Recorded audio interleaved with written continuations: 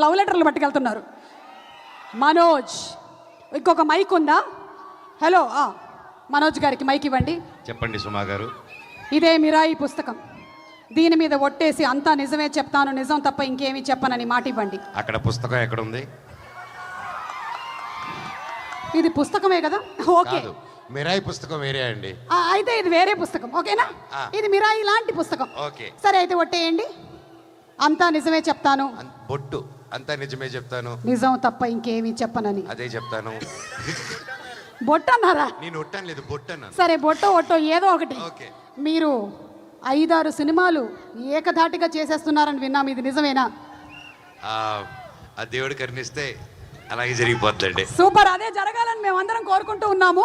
Second question, ఇప్పుడు positive character play చేయడం ఈజీయా, negative character play చేయడం ఈజీయా?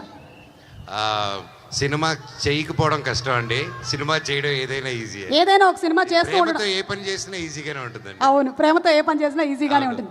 మూడో క్వశ్చన్ చాలా కష్టమైనటువంటి క్వశ్చన్, మీరు కొంచెం జాగ్రత్తగా ఆలోచించాలి. అడగండి. అడుగుతాను ప్లీజ్ మనోజ్. ఓకే, అడగండి ప్లీజ్.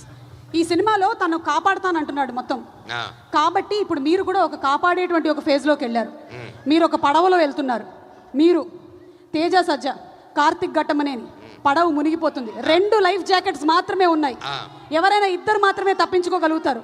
ఆ 2 ఎవరు? నేను 2 ఇసిరేసి నేను ఒక్కనే 2 లైఫ్ జాకెట్స్ వెళ్ళిపోతాను. లేదు, మా డైరెక్టర్ తీసుకెళ్తారు, ఇంకో సినిమా చేసుకుంటారు అప్పుడు. తేజ ఎందుకైనా మంచిది, తమ్ముడు నా వీపులు వేసుకొని అలా హనుమంతుడిలా తీసుకెళ్ళిపోతారు. లైఫ్ జాకెట్ అక్కర్లేదు. సో మొత్తం ముగ్గురు ముగ్గురు save. Thank you so much. Me questions అయిపోయాయి. ఎస్ తేజ గారు, ఒక్క నిమిషం. ఇంకో పుస్తకం ఏది?